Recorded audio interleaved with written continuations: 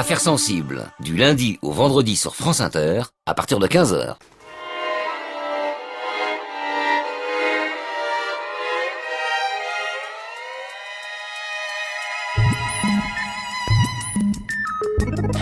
Aujourd'hui dans Affaires sensibles, l'histoire du gang de Roubaix. Début 96, dans le nord de la France, un groupe de malfaiteurs se lance dans une série de braquages aussi violents qu'inefficaces. Cette bande de malfaiteurs déroute les enquêteurs par son mode d'action atypique. Ils attaquent des supermarchés hard discount à la Kalachnikov, tirent au lance-roquettes sur un fourgon blindé de la Brinks et ouvrent le feu sur des policiers au pistolet mitrailleur. Ultra-violence et inexpérience. Après 2 mois de hold-up, le gang bascule dans le terrorisme en garant une voiture piégée près du commissariat de Lille. L'attentat échoue et la police lance l'assaut. Au fil de l'enquête, on découvre que cette bande est dirigée par 2 Français convertis à l'islam, Christophe Caz et Lionel Dumont. Ces 2 hommes revenaient de la guerre en Bosnie à laquelle ils avaient participé en combattant au sein de la brigade El Moudjahidine, une unité de l'armée bosniaque regroupant des milliers de djihadistes étrangers. Braqueurs fous, terroristes islamistes, ou les deux? Qui étaient vraiment les membres du gang de Roubaix? Notre invité aujourd'hui, Olivier Pighetti, réalisateur du documentaire intitulé Les Ch'tis d'Allah, le gang de Roubaix. Affaires sensibles, une émission de France Inter en partenariat avec l'INA, préparée aujourd'hui par Adrien Morat, coordination Christophe Barrère, réalisation Jérôme Boulet. Fabrice Drouel, Affaires sensibles, sur France Inter. On est toujours en surveillance discrète des véhicules, donc 84-23. Il nous a fait feu. Ils sont en face, je sais pas. C'est la panique là.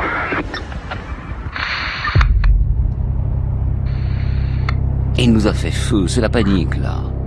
Sur cet appel radio lancé par un policier de la brigade anticriminalité, on sent la stupeur dans la voix. Ce 27 janvier 1996, le brigadier Philippe Gouget et le major Didier Cardon ne s'attendaient pas à essuyer un déluge de feu. À 17h ce jour-là, les 2 policiers patrouillent dans les rues de Croix, près de Roubaix, lorsqu'ils repèrent, sur le parking d'une résidence, une Audi signalée volée. Ils garent leur voiture banalisée et décident de se mettre en planque pour interpeller les voleurs en flagrant délit. Après 1h30 d'attente, une Peugeot 505 pénètre dans le parking. 2 hommes sortent de la berline et se dirigent vers la voiture volée. Philippe Gouget sort alors de la voiture, arme à la main et crie « Police !»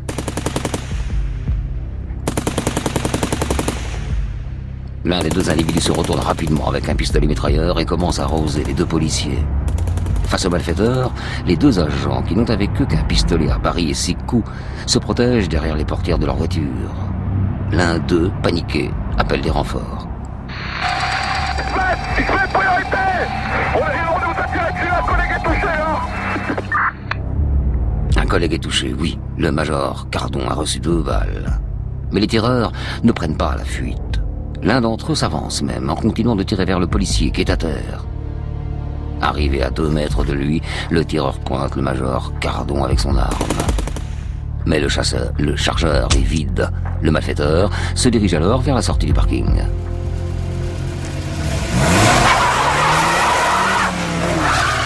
Quelques minutes plus tard, la Peugeot 505 qui avait déposé les gangsters revient les chercher.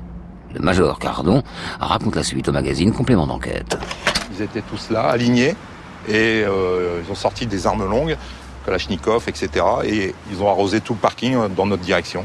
Vous avez déjà assisté à un tel déchaînement de violence? Non, jamais, jamais. C'est pas un fait de police que j'ai vécu, c'est un fait de guerre. Une vraie scène de guerre, en effet, qui aura duré près de 10 minutes. Des dizaines de douilles sont retrouvées sur le parking, mais les 2 policiers sont vivants. Le major Cardon, touché au dos et aux pieds, n'est pas grièvement blessé. Profondément choqués tout de même, les 2 membres de la BAC, qui s'attendaient à coffrer les petits délinquants, sont tombés sur des hommes équipés d'armes de guerre, prêts à tuer. Une semaine après la fusillade de parking, le 3 février 1996, 3 membres du gang pénètrent dans le magasin hard discount Aldi de l'Homme, dans la banlieue lilloise. Équipés de fusils mitrailleurs, habillés en noir, ils portent des masques de carnaval. Ils ressortent du magasin avec un butin de 20 000 francs, oui, soit 3 000 €. Pas assez pour satisfaire les malfaiteurs, bien sûr, qui se dirigent donc vers un autre magasin de la même chaîne, à quelques kilomètres. Et là, même scénario, mais cette fois, un témoin prévient la police, le braquage tourne court et les gangsters repartent bredouille. Le gang de Roubaix récidive 4 jours plus tard en attaquant le Lidl d'Auchy-les-Mines et tire à plusieurs reprises. Il sème la panique parmi la clientèle et le personnel du magasin sans pour autant faire de blessés. Marjorie Triquet, l'une des caissières de l'enseigne, témoigne pour complément d'enquête. On me dit ouvre ta caisse, vas-y ouvre ta caisse. Moi franchement j'étais pétrifiée, je savais plus quoi faire. Il a tiré dans le tiroir caisse à 2 reprises. Les malfaiteurs s'enfuient avec un butin toujours aussi maigre, 3 500 €. Les enquêteurs de la police judiciaire se renseignent auprès de leurs indicateurs. Dans le grand banditisme, personne n'a eu vent d'une équipe qui montait au braco. Non, personne ne semble connaître cette bande qui cumule violence et inexpérience. Elle rappelle simplement les méthodes des tueurs du Brabant au début des années 80 dans la Belgique voisine, mais le parallèle s'arrête là. Le 8 février, nouveau braquage dans la banlieue lilloise à Fache-Tuménil. Encore un magasin Lidl et toujours 3 000 € de butin. Mais cette fois, une autre équipe attaque au même moment un magasin Aldi à Croix dans la banlieue roubaisienne. L'un des braqueurs se dirige alors vers le boucher de l'enseigne en lui criant « La caisse ! La caisse !» Paniqué, tétanisé, le commerçant ne réagit pas. Alors le malfaiteur lui tire dessus à hauteur du ventre. Par chance, la balle vient se loger dans la barre métallique du comptoir qui sépare les deux hommes. Le boucher parvient à s'enfuir du magasin et aperçoit une Renault 25 avec un homme cagoulé au volant. Il appelle la police et transmet le numéro d'immatriculation. Les braqueurs ressortent du magasin avec encore une fois un maigre butin de 3 000 €, décidément. Ils se précipitent dans la R25. En poste à un carrefour, des policiers voient passer la voiture à pleine vitesse. Ils se mettent en chasse. La R25 des braqueurs prend un sens interdit. L'un des hommes sort son corps par la fenêtre et commence à tirer sur la voiture de police qui les suit. Comme au cinéma, une folle course-poursuite à 80 km/h dans les rues de Roubaix bondées. La R25 monte sur le trottoir, puis double à droite, slalom entre les voitures et freine brutalement pour se mettre en travers de la route. L'un des braqueurs descend, Kalachnikov au poing, et mitraille les policiers qui s'apprêtent à riposter. Mais brusquement, la voiture des gangsters fait marche arrière. Puis, elle repart à toute allure. Quelques rues plus loin, la R25 percute violemment une Ford Sierra. La voiture des malfaiteurs ne redémarre plus.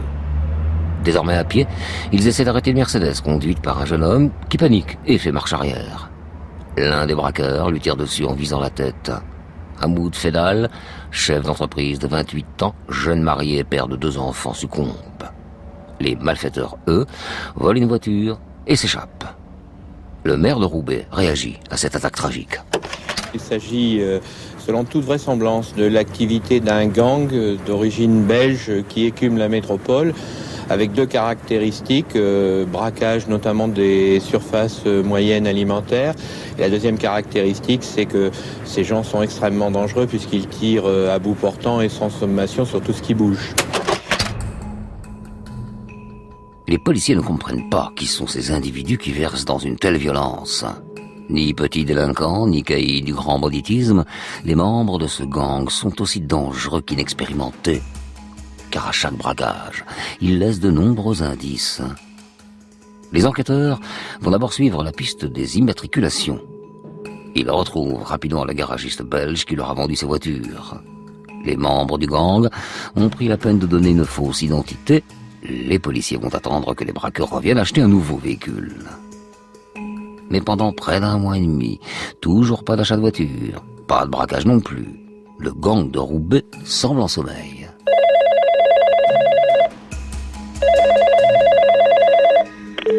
Vendredi 22 mars, le garagiste belge appelle les policiers. 2 hommes sont venus acheter un véhicule d'occasion. Il a noté l'immatriculation de la voiture française avec laquelle ils sont venus. Elle appartient à Rachid Swimdi, un homme de 26 ans, marié, 2 enfants.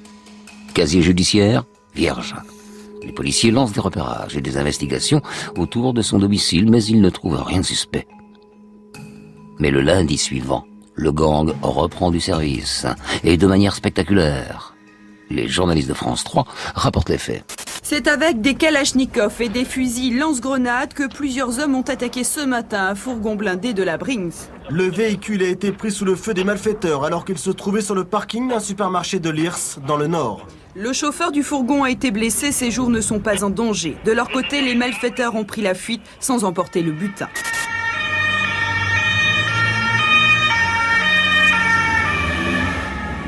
Kalachnikov, grenades et même lance-roquettes, c'est la première fois en France qu'une telle arme est utilisée pour une attaque de fourgon. Cette fois, le gang déploie les grands moyens. Ils sont 8 à participer à l'attaque. Mais comme pour les braquages de supermarchés, c'est l'amateurisme qui caractérise cette action. Malgré le déferlement de violence, les gangsters en effet ne parviennent pas à ouvrir le coffre du fourgon, ils repartent donc les mains vides, mais échappent une nouvelle fois à la police. Au sein du gang, ce nouvel échec crée des tensions. Ils se savent traqués, repérés par la police. Mais le leader du groupe, Christophe Caz, veut passer à la vitesse supérieure. Il projette maintenant un attentat à la voiture piégée. Et il se lance dans la conception d'une bombe artisanale. Le 28 mars, 2 membres du groupe garent une Peugeot 205 blanche entre le commissariat central de Lille et une bouche de métro. À l'intérieur, 3 bonbonnes de gaz et un système de mise à feu. Le soir même, les vitres arrière de la voiture sont brisées par le souffle d'une déflagration. Mais seul le détonateur a explosé, et heureusement, pas les bonbonnes de gaz. Si la charge avait explosé complètement, elle aurait causé des dégâts évidemment bien plus graves dans un périmètre de 200 mètres. Les démineurs interviennent, la bombe est désamorcée, le carnage est évité. Mais du côté de la police, on connaît cette 205 blanche. Elle était prise en filature le matin même. Les policiers avaient perdu sa trace dans le flot de la circulation, mais ils savent qu'elle était conduite par l'un des membres du gang. Maintenant, l'heure n'est plus à la filature et à la surveillance. Il faut stopper au plus vite ces individus. C'est le RAID, l'unité d'élite de la police nationale, qui est appelée pour cette intervention risquée. Ils ont repéré l'endroit où les membres du gang se rassemblent. Il s'agit d'une maison en briques située au 59 rue Henri Carrette, dans un quartier populaire de Roubaix. Les hommes du RAID ne savent pas encore qu'ils vont devoir mener l'une des opérations les plus compliquées de leur carrière.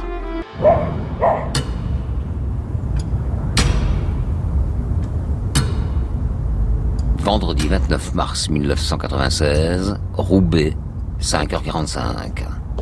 La rue Henri Carrette est calme, les habitants dorment. Au numéro 59, les 6 occupants se sont levés, pour effectuer la première des 5 prières quotidiennes pour les musulmans. 2 membres du gang sortent de la maison en briques rouges et quittent les lieux dans une voiture. Dans le coffre, 2 lance-roquettes RPG-7, une Kalachnikov et 800 cartouches.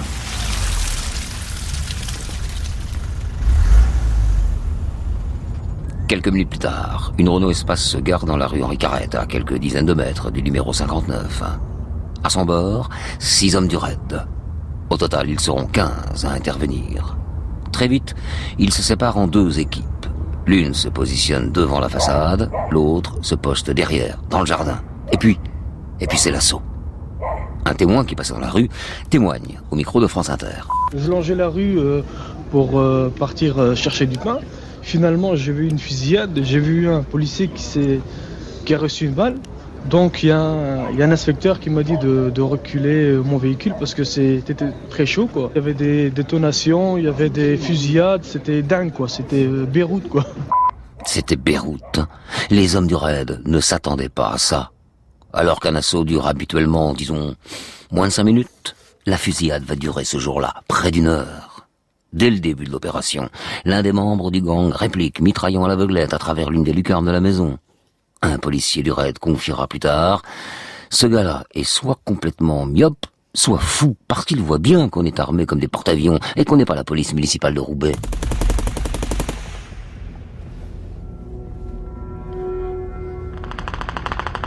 En plus des rafales d'armes automatiques, les membres du gang se défendent en lançant plusieurs vieilles grenades tchèques au phosphore. Du côté du RAID, un policier est touché de 2 balles au visage et une au poumon. Il est évacué. Des badauds passent dans la rue, certains prennent des photos, d'autres se mettent sur les toits pour regarder l'assaut. Le raid demande à plusieurs reprises aux braco-terroristes de se rendre. Pour seule réponse, il obtient les rafales de Kalachnikov. Les grenades déclenchent un incendie qui ravage le rez-de-chaussée et se propage à l'étage. On ne se rendra jamais, crie l'un des malfaiteurs. Les policiers entendent des explosions de munitions et de bouteilles de gaz, déclenchées probablement par le feu de l'incendie. Ils entendent également des prières. Puis, plus rien. Non, aucune voix, aucun tir. Juste le crépitement du feu qui provoque l'écroulement d'un étage de la maison. Dans les décombres, encore chauds, 4 corps calcinés sont retrouvés.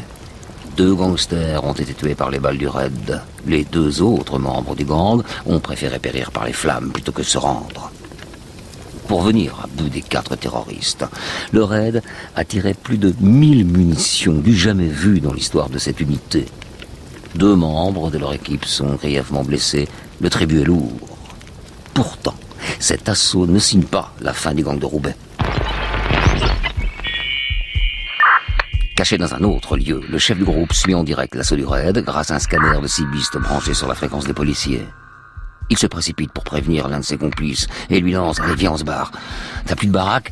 Ils ont flingué tout le monde. » Oui, car la baraque du 59 rue Henri Carrette, c'est celle d'Omar Zemiri. Et le chef, Christophe Caz, sait très bien que les policiers sont à leur trousse. Alors, il presse Zemiri et les 2 hommes, foncent dans la Peugeot 305 pour sortir au plus vite de Roubaix et rejoindre la Belgique. Dans la voiture, Zemiri est fébrile. Alors Caz le rassure. « T'inquiète, roule, je te trouverai des faux papiers en Belgique. » Mais Zemiri a des raisons de s'angoisser.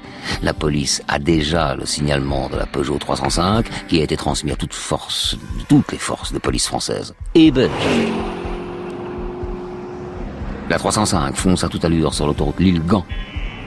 Quelques kilomètres après la frontière, des policiers belges parviennent à stopper la voiture des terroristes, lancent les sommations d'usage par haut-parleur avant d'ouvrir le feu.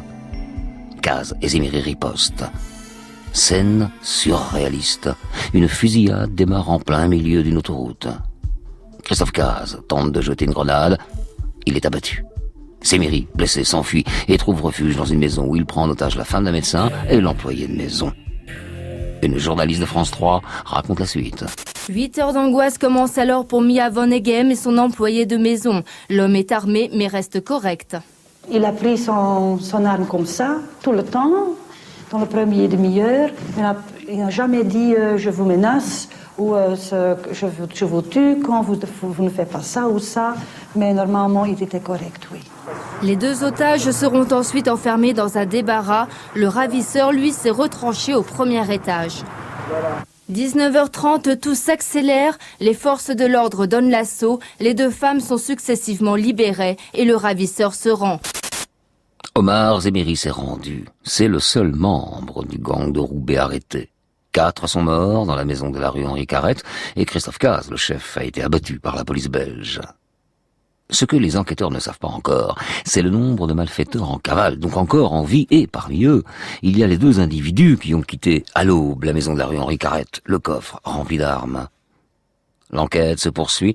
Zemiri blessé n'est pas encore en état pour être auditionné, mais pour le ministre de l'Intérieur, Jean-Louis Debré, la piste terroriste est exclue. À l'heure actuelle, je voulais, c'est lié donc au grand banditisme, ça n'a rien à voir ni avec l'islamisme, ni avec le terrorisme, ni avec le sommet du G7.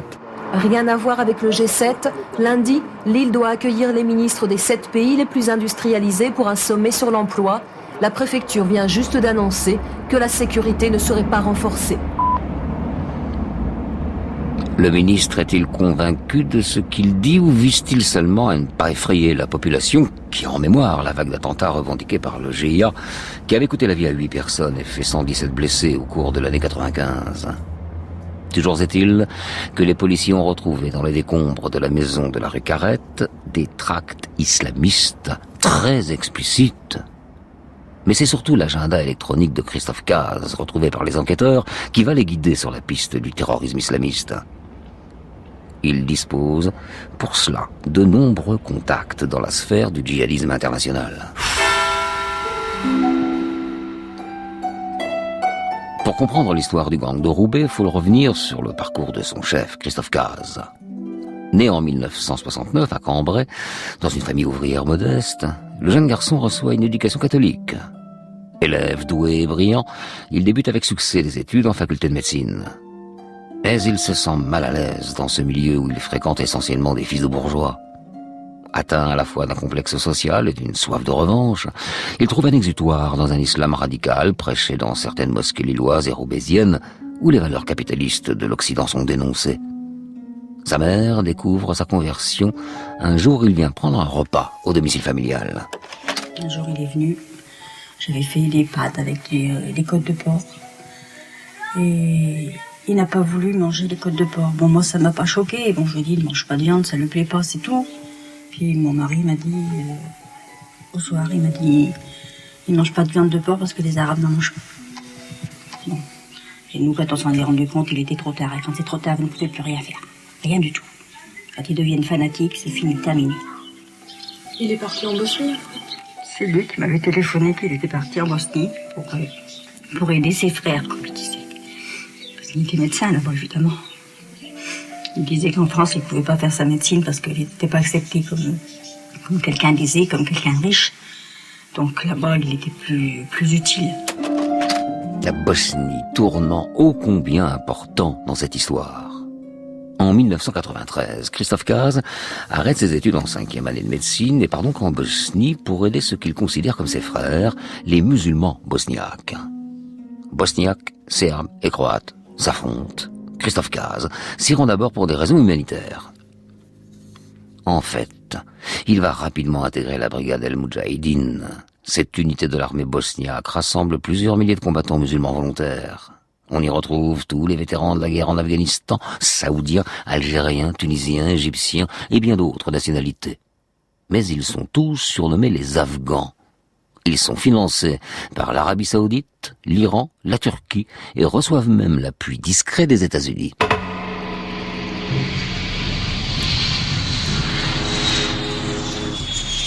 De retour en France, Christophe Cazes va tenter de recruter des volontaires pour le djihad dans les mosquées de Lille et de Roubaix.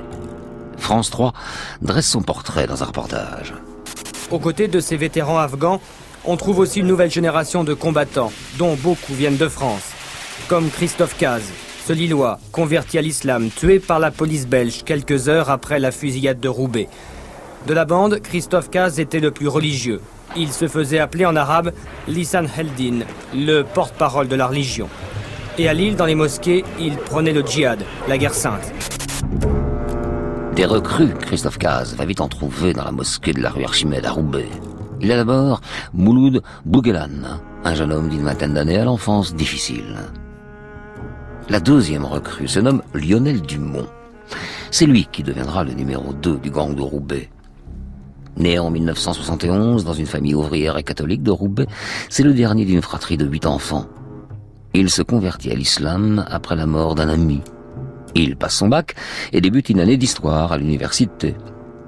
Comme Christophe Cazes, il arrête ses études. Mais il part faire son service militaire où il se porte volontaire pour être casque bleu en Somalie.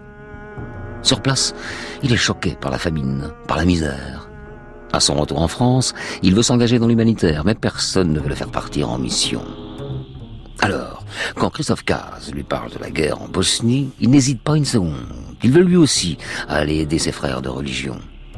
D'abord ambulancier et transporteur, Lionel Dumont va très vite se battre sur le front, d'autant qu'il sait manier les armes.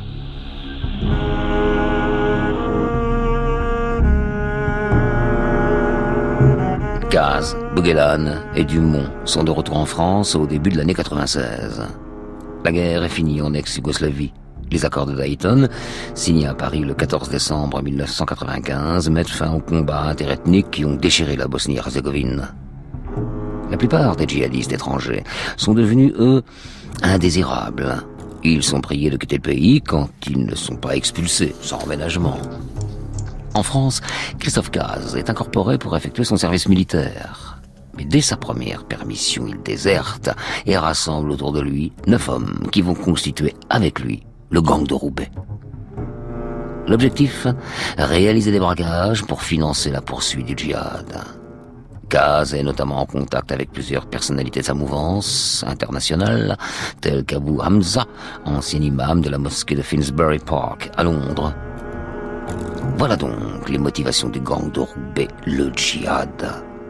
Cela explique peut-être pourquoi, après l'échec du braquage du fourgon de la Brinks, Christophe Kaz a voulu perpétrer un attentat.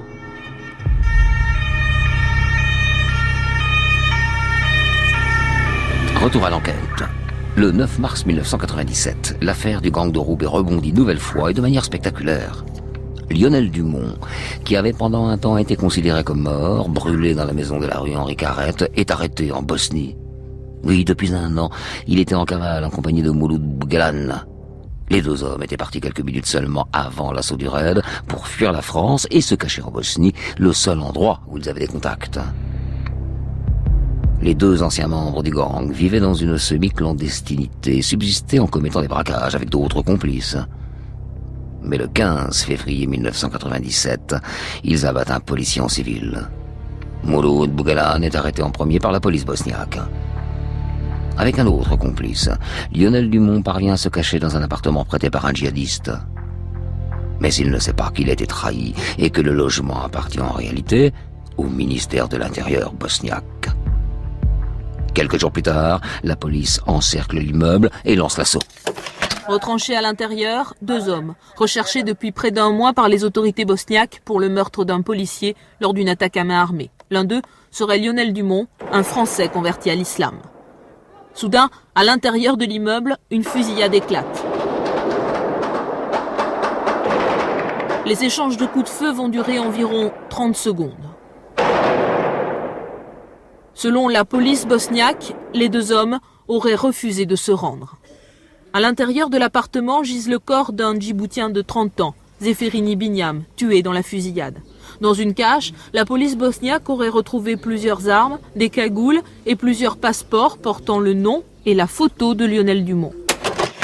Malgré la fusillade et un échange nourri de coups de feu, Lionel Dumont n'est pas tué dans l'assaut.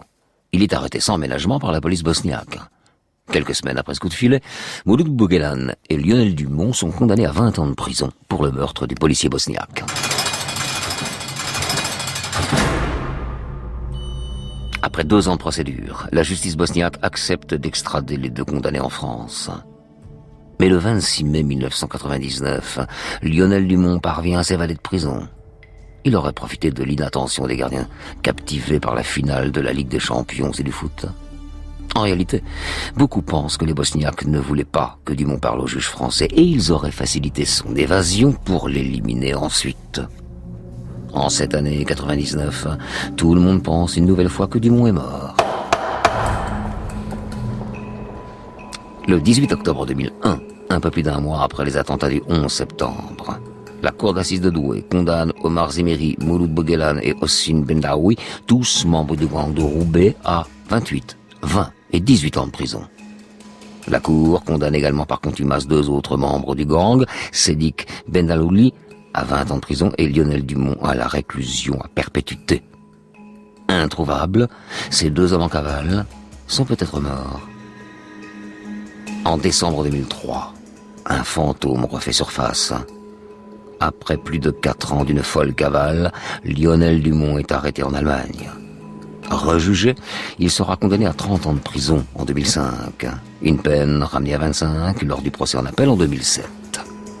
Voilà, l'histoire du gang de Roubaix apparaît comme l'une des premières affaires où de jeunes Français radicalisés sont prêts à tuer et mourir pour le djihad, un fléau devenu la première préoccupation de toutes les polices du monde occidental.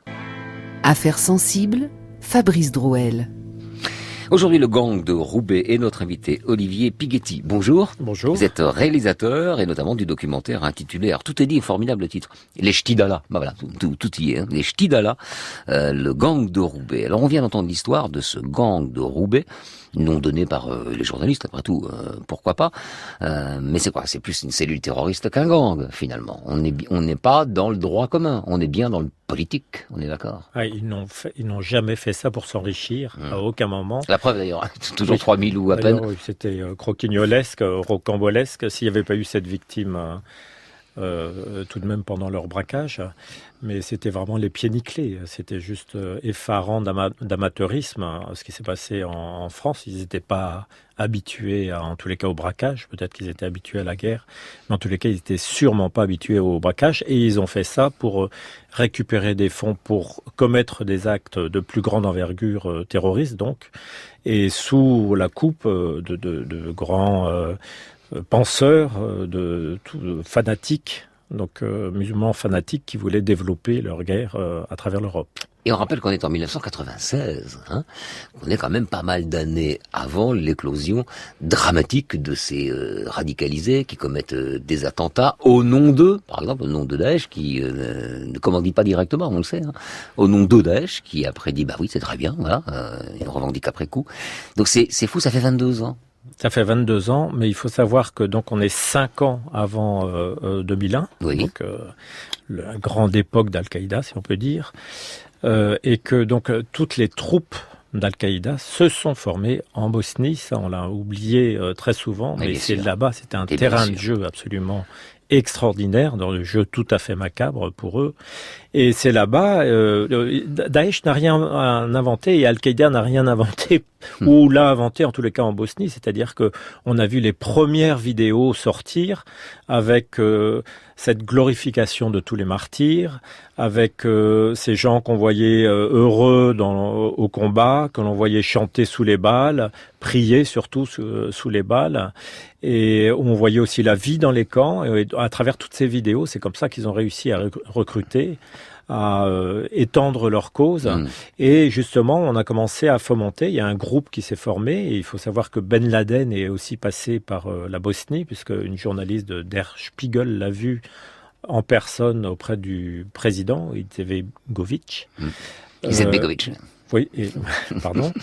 Et donc, lui aussi était là-bas. Le cerveau de 11 septembre est passé par là-bas. Et certains hommes qui étaient martyrs pendant le 11 septembre sont passés par la Bosnie. Donc, ça a été vraiment le noyau d'Al-Qaïda. Ils se sont étendus par la suite, mais le noyau s'est formé en Bosnie.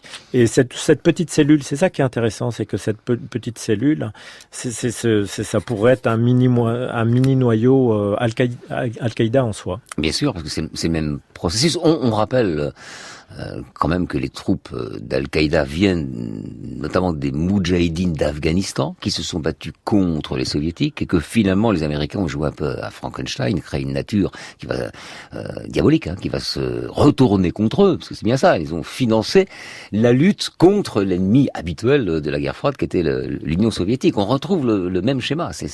Exactement, et à la sortie de la Bosnie, d'ailleurs, les Américains ont bien dit qu'ils avaient créé un monstre. Ils ont créé un monstre, et un monstre qu'ils ne savaient plus comment le tenir, c'est-à-dire qu'il y avait des tentacules qui commençaient à partir partout, parce que il s'est passé ce qui s'est passé à Roubaix, mais il faut savoir qu'en Italie, en Angleterre et en Suède, on a arrêté des groupes comme ça aussi terroristes qui étaient similaires à celui-ci, et pas un seul, mais on en a arrêté plusieurs à la suite de la Bosnie, donc ça a commencé à se répartir un peu partout. D'où ce nom des brigades Moudjahidines, ça colle exactement. D'ailleurs, puisque vous nous avez emmenés sur ce terrain-là, et c'est très bien, sur le terrain de la Bosnie, nous allons écouter un extrait de votre film documentaire, Les Chtidala, le gang de Roubaix, où l'on va entendre justement que la brigade El Moudjahidine a reçu le soutien de la CIA. Dans les camps répartis autour de la ville, ils sont déjà près de 1000 hommes, barbus, rudes et sans pitié.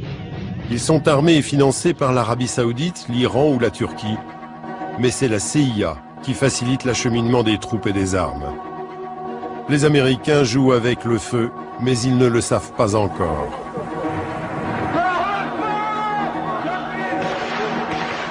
Pour l'heure, ces djihadistes sont une aubaine. Les Américains espèrent faire basculer la guerre à leur profit, sans avoir à se salir les mains. Entre 5 et 7 000 hommes seront infiltrés de la sorte durant toute la durée du conflit. Voilà, les Américains ne savent pas qu'ils fabriquent un monstre. Enfin, ils devraient le savoir, l'histoire repasse le plat, si j'ose dire. Ils l'ont bien vu avec l'Afghanistan. Oui, mais ils ont toujours pensé que le conflit finalement resterait limité dans les pays musulmans. Donc ça leur permettait de mettre le bazar là où ils voulaient, quand ils voulaient. Là, ils se servaient aussi de la Bosnie pour affaiblir les Russes, parce que les Serbes étaient très proches de la Russie. Donc ils souhaitaient justement modérer l'ardeur des Serbes, donc supporter les musulmans bosniaques qui... Rappelons-nous, et c'est très important, en Bosnie, c'était des modérés, c'est-à-dire il y avait une vie tout à fait à l'occidental, dans un pays musulman, on buvait, les filles avaient sortaient totalement libres, avec les jambes à l'air, si je peux dire. C'était un peu la Suisse avec des minarets, la Bosnie, parce que ça ressemble beaucoup à ça. Et vous avez des minarets comme ça dans la montagne, et finalement une intégration de la religion, la culture musulmane dans un mode de vie, oui, qui était moderne, absolument. Et d'ailleurs, c'est intéressant de savoir que quand ceux qu'on appelait les Afghans ont créé cette brigade, ils ont imposé en fait à l'armée bosniaque cette brigade parce qu'ils trouvaient que les musulmans bosniaques n'étaient pas assez valeureux au combat et n'étaient pas prêts à mourir en martyrs. Donc quand ils ont créé cette brigade, les militaires bosniaques, musulmans donc, la critiquaient beaucoup, quoi. Moi, j'ai rencontré des militaires bosniaques, des généraux, des colonels, qui disaient que pour eux, ça a été un fléau, parce que ils allaient non seulement à l'encontre de leur religion, mais en plus, ils souillaient le pays, la réputation du pays et la réputation de leur armée. D'ailleurs, les Bosniaques s'appellent maintenant les Bosniens. Ce qui a un lien d'ailleurs avec ça, notamment. Ce qui était très étonnant aussi, c'est qu'on apprend que cette guerre-là, ce djihad-là, ces brigades étaient financées alors c'est quand même extraordinaire, par l'Arabie Saoudite et par l'Iran et par la Turquie, qui sont trois pays dont on ne peut pas dire qu'ils soient des amis, quand même. Donc là, c'est d'un point de vue géopolitique, c'est absurde. Je pense que les intérêts étaient tellement fous dans cette localité. Moi, je pense sincèrement que les Iraniens étaient nettement moins présents que les autres sur place. Mais je pense qu'il y a des intérêts géopolitiques qu'on retrouve d'ailleurs maintenant finalement autour de la Syrie, etc. On arrive pratiquement à plus rien y comprendre, tellement il y a d'intérêts locaux pour chaque pays, etc. Ce qui avait été le cas avec le Liban, vous vous souvenez, on avait beaucoup de mal à comprendre, parce qu'il y avait l'implication à la fois de l'Iran, de la Syrie, puis d'Israël en 82, et effectivement on ne comprenait plus qui tirait les ficelles. Et les chrétiens eux-mêmes. Et les chrétiens eux-mêmes, bien sûr, les chrétiens maronites, bien sûr. On va se retrouver dans 3 minutes, cher Olivier. Nous parlons du gang de Roubaix, des Shtidala, comme vous le dites, Olivier Pighetti. Je rappelle que vous êtes réalisateur du documentaire intitulé justement les Shtidala, le gang de Roubaix. On va encore parler 1 ou 2 minutes de leur passage par la Bosnie, parce que c'est à la fois très important, c'est probablement le plus passionnant de cette histoire. Et on va écouter un dernier extrait de votre documentaire où Lionel Dumont, dont on va parler après, l'un des membres les plus importants du gang de Roubaix, évoque ce passage par la brigade El Moudjahidine. Accueilli à bras ouverts par ses frères de religion, Lionel Dumont trouve ce qui manquait à sa vie. De la solidarité et un quotidien porté par de fortes valeurs religieuses. Bon, ça s'appelle la fraternité, tout simplement. Je pense que l'esprit de groupe, on se soutient tous les uns les autres. Il y a un esprit de corps aussi, vous voyez. Et puis je pense que la cause, elle nous dépassait tous, et elle était exaltante, quoi. C'est toujours exaltant pour un musulman de se battre pour sa religion et pour ses coreligionnaires et pour les opprimés, vous voyez. Et j'ai pas enthousiasme. C'est assez effrayant parce que cet homme-là, comme ça, semble avoir sinon du bon sens à toute sa tête, puis il parle assez froidement. Et ce puis qu'il va faire. D'un ton assez doux. Mais cause exaltante, ça veut dire qu'on peut devenir exalté. Et quand on est exalté pour la mauvaise cause, c'est là que ça devient terrible. Il faut savoir, et je ferme cette parenthèse là, peut-être sur la Bosnie, c'est que non, allez-y, c'est passionnant. Quand la brigade donc des Afghans, qui étaient des étrangers, mais enfin on les appelait comme ça, El Moudjahidine, donc, a reçu tous ces Européens qui sont arrivés. C'était des gamins, quoi, des Européens qui n'avaient jamais manipulé d'armes pour la plupart. Mais ces mêmes gamins, en fait, voulaient prouver aux vétérans qu'ils pouvaient faire aussi bien qu'eux. Donc, qu'est-ce qu'ils ont fait? Ils ont fait plus qu'eux. Ils ont fait mal, sans doute, mais plus. C'est-à-dire que dans les atrocités, de temps en temps, et Christophe Caz, c'était le cas, puisque on l'a vu couper des têtes, On suppose que c'est lui qui a fait embrasser des têtes coupées à des prisonniers serbes. Il a engueulé d'ailleurs les autres Français qui étaient là parce qu'ils voulaient pas jouer au foot avec une tête coupée. Donc ils allaient encore plus loin que ce que les autres faisaient, juste pour prouver qu'eux-mêmes étaient capables d'arriver au minimum au même niveau que ces Afghans. Caz et Dumont sont les deux principales têtes du gang de Roubaix. C'est quoi la différence entre les deux? Pas tout à fait pareil quand même. Non, il y en a un qui a du charisme, qui est emporté, qui est volontaire et qui veut réussir quelles que soient les conséquences. C'est Caz. C'est Caz, voilà. Oui. Et Caz est capable d'entraîner comme ça un groupe derrière lui. Dumont est plus un suiveur pour le début, mais un suiveur un peu indépendant quand même, parce qu'il s'est quand même opposé à Caz au moment où tous ces braquages là, tout foirait quoi. C'était de l'amateurisme total, et donc il y a eu des dissensions entre eux deux, et ça a commencé à mal se passer. D'ailleurs, au milieu de ces braquages, quand les policiers n'ont plus rien trouvé, ils savaient pas où ils étaient, etc., ils étaient retournés là-bas en Bosnie. Dumont est allé se marier une femme que Caz lui a présentée, que moi je l'ai rencontrée d'ailleurs, elle était sous la burqa, etc. Elle n'a pas voulu participer aux interviews, etc. Mais je l'ai rencontrée, elle s'est remariée, donc je l'ai rencontrée là-bas en Bosnie, à côté de Zenica, qui était la ville où il y avait tous ces musulmans un peu extrémistes qui se rassemblaient. Et quand ils sont revenus avec une voiture pleine d'armes. Voilà. Donc ils se cachaient pas du tout à Roubaix ou quoi que ce soit, mais ils sont allés chercher des munitions et un peu de paix avant de reprendre de plus belle. Alors, Dumont, lui part d'une cavale assez folle, ce qui est souvent le cas pour les cavales, mais enfin celle-là quand même. Qu'est-ce qu'on sait de cette cavale? Il est passé par l'Asie. Qu'est-ce qu'on sait? Le plus étonnant, c'est qu'il se retrouve alors par l'Asie. Malaisie passe, pays musulman. Thaïlande, on sait que dans le sud de la Thaïlande, il y a un groupe musulman assez important, passe. Au Japon, incroyable, là-bas ils vendaient des voitures. Alors on estime qu'au Japon, il était lié à ces groupuscules gauchistes japonais qui à cette époque faisaient pas mal de ravages, qui avaient passé sans doute des alliances avec certains groupuscules musulmans, mais des alliances d'intérêt pas du tout stratégique, mais d'intérêt pour des caches, des choses comme ça. Mais le Japon, c'est quand même le pays le plus étonnant, parce qu'en plus, un Français au Japon, il n'y en avait pas beaucoup à l'époque. C'est quand même très étonnant. Donc, il avait beaucoup de support. Il ne faut pas oublier que quand on l'a arrêté, on a trouvé énormément de passeports. Donc, il avait tout de même une logistique importante. Ça veut dire que la nébuleuse djihadiste s'est occupée de lui, comme elle a pu s'occuper des autres, pour sa cavale. Voilà. C'est ça que ça veut dire? Oui, c'est occupé de lui, mais on pense qu'il s'agit plus d'une nébuleuse, d'une amicale djihadiste qui n'aurait pas été le groupe d'origine, parce que le groupe d'origine était dirigé par un Algérien qu'on appelait d'ailleurs le petit Ben Laden, lequel très étrangement n'a jamais été arrêté par quiconque.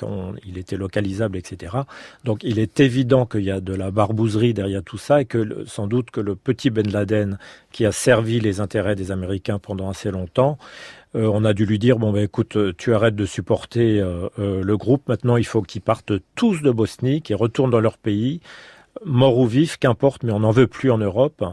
Donc Dumont faisait partie de l'un de ceux-là, donc je pense qu'il a bénéficié de soutien dans son groupuscule, mais de soutien de personnes qu'il connaissait, et qui eux-mêmes avaient des réseaux ici et là, et qui lui ont dit, tiens, viens, va voir un tel en Thaïlande ou au Japon. Il a été arrêté en Allemagne par la suite, donc c'est toujours la même chose.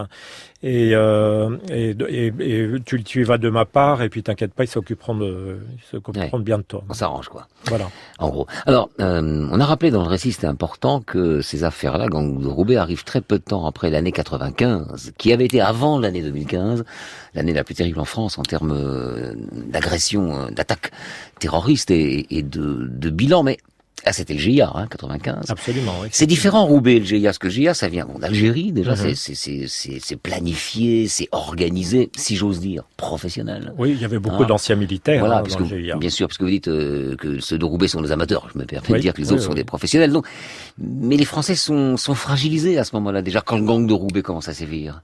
Oui, ils sont fragilisés. Alors ça n'a rien à voir pourtant, les méthodes sont différentes, mais ils sont fragilisés. Les méthodes sont différentes, mais la localisation déjà des braquages qui finalement ne se font pas dans la capitale, ils sont tellement proches de la Belgique, ils connaissent une vague de hold-up par le groupe de Brabant, là, des braqueurs qui ont écumé, voilà, les tueurs du Brabant qui ont écumé là-bas, et on s'est dit, ah ben tiens, forcément, ça c'est un groupe mafieux qui vient de Belgique et qui est en train de s'étendre là où il y a de l'argent, donc dans la région de Roubaix ou de Lille.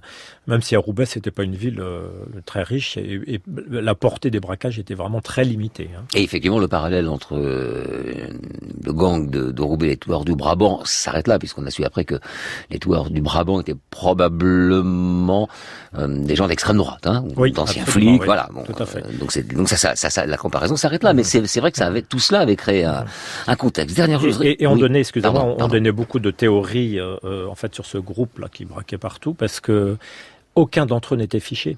Sur les 10, aucun n'était fiché, aucun n'avait de casier judiciaire. Donc finalement, il n'y avait pas de travail possible localement sur aucun de ces hommes. Bien, ce sera le mot de la fin, Olivier Pighetti. Merci, je rappelle le titre de votre documentaire, Les Ch'tis d'Allah, le gang de Roubaix. Merci pour tous vos éclairages. Au revoir. Merci beaucoup. C'était Affaires sensibles aujourd'hui, le gang de Roubaix.